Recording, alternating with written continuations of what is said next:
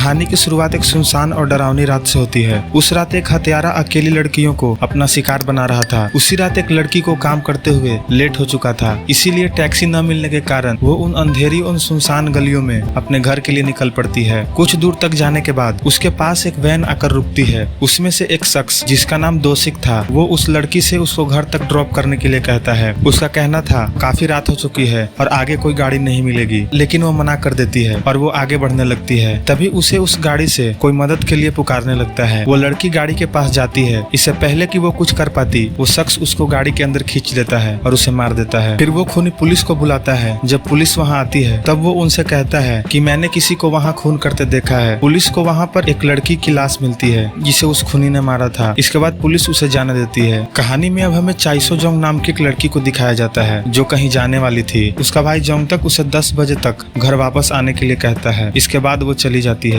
रात होने पर जोंग तक अपनी बहन को मैसेज करता है, लेकिन कोई रिप्लाई नहीं आता। कहानी में अब हमें एक सुनसान सड़क पर खड़ी एक बहन को दिखाया जाता है जिसमें वही शख्स था जो लड़कियों को अपना शिकार बना रहा था। उसी वक्त योंगमी नाम की एक लड़की अपनी माँ हेयोंग के साथ वहाँ आती है। योंगमी और उसके माँ सुनने और बोलने में असमर्थ थे, इसीलिए वो अपनी सारी बात इशारे से करते थे और योंगमी अपनी माँ को उतारकर कार को पार्क करने के लिए चली जाती है। ये सारी चीज वो खूनी देख रहा था। उसके जाते ही वो हेयोंग की तरफ दौड़ता है, पर तभी वहाँ से चाइसो जोंग गुजरती है। वो खूनी हेयोंग को छोड़कर चाइसो जोंग को अपना शिकार बनाता है। जब योंगमी वापस लौट रही थी तब सड़क के किनारे अंधेरे में उसकी ओर कोई एक सैंडल फेंकता है। वो वहाँ जाती है तो वहाँ पर चाइसो जोंग घायल अवस्था में थी, पर तभी वहाँ पर वो खूनी आता है। योंगमी वहाँ से दौड़ते हुए अपनी माँ के पास भागती है और पॉल में लगे इमरजेंसी बटन को दबा देती है। इसके बाद पेट्रोल डिवीजन की एक टीम उनसे बात करने लगते हैं, लेकिन न बोलने और सुनने के कारण वो उनसे मदद नहीं मांग पाती। पर तभी वहाँ पर एक व्यक्ति आता है और उनसे पूछता है कि क्या आपने मेरी बहन को देखा है। उन्हें कुछ पता नहीं चलता है, इसीलिए योंगमी अपने अंदाजे से अपने फोन पर उस लड़की के बारे में लिखती है। वो व्यक्ति कहता है कि हाँ, दरअसल वो वही खूनी था। मास्क लगाने के कारण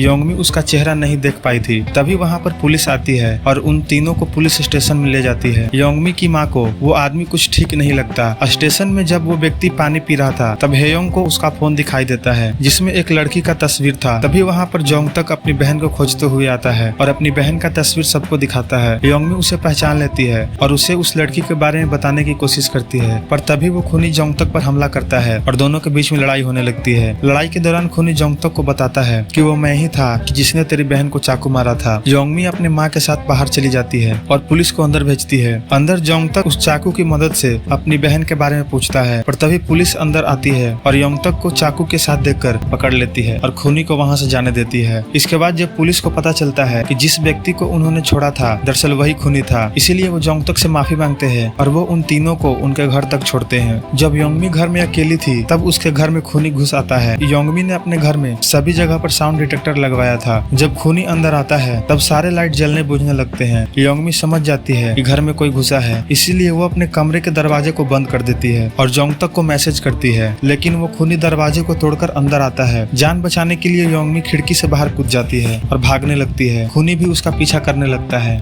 उधर जोंग तक उसको खोजते हुए उसके घर तक आता है। वो दरवाजे को टूटा हुआ देखकर समझ जाता है और गलियों में योंगमी को खोजने लगता है। खोजते खोजते वो उसके पास पहुंचता है, लेकिन वहाँ पर खूनी था। उसने जोंग तक से कहा कि अगर तुम इस लड़की को बचाना चाहते हो तो उधर तुम्हारी बहन मारी जाएगी। इसीलिए वो दुविधा में था और वो अपनी बहन को बचाने चला जाता है। इसके बाद योंगमी अपने आप को बचाते हुए शहर की ओर भागती है। रास्ते में उसे जोंग तक की बहन उस गाड़ी में मिलती है, पर तभी खूनी वहाँ आता है, इसीलिए वो दोनों छुप जाते हैं। योंगमी उसको अपना फोन देती है और कॉल करके मदद बुलाने के लिए कहती है। इसके बाद वो उसे खूनी से बचाने के लिए योंगमी खूनी को शहर की तरफ ले जाती है और लोगों से मदद मांगती है, पर लोग उसका इशारा नहीं समझ पाते। उधर उसकी माँ भी उसको खोजते हुए जोंग तक के साथ शहर की ओर आती है। उधर खूनी योंगमी तक पहुँच जाता है और लोगों से कहता है कि ये मेरी बहन है, इसीलिए 2 पुलिस वाले योंगमी को पकड़कर उसे खूनी के हवाले कर देते हैं। उधर से उसकी माँ उसकी ओर आ रही थी, पर योंगमी चाकू को लेकर खूनी की ओर दौड़ती है और उससे टकरा जाती है। थोड़ी देर में पता चलता है कि योंगमी ने अपने आप को ही चाकू मार लिया था। लोग इस घटना को देखकर समझते हैं कि खूनी ने ही इसे चाकू मारा है। तभी वहाँ पर पुलिस आती है और उसे सरेंडर करने के लिए कहती है, लेकिन वो चाकू के साथ योंगमी की तरफ दौड़ता है और पुलिस द्वारा मारा जाता है। इसके बाद वो उसकी माँ जोंग तक और उसकी बहन साथ रहने लगते हैं और कहानी यहीं पर खत्म होती है।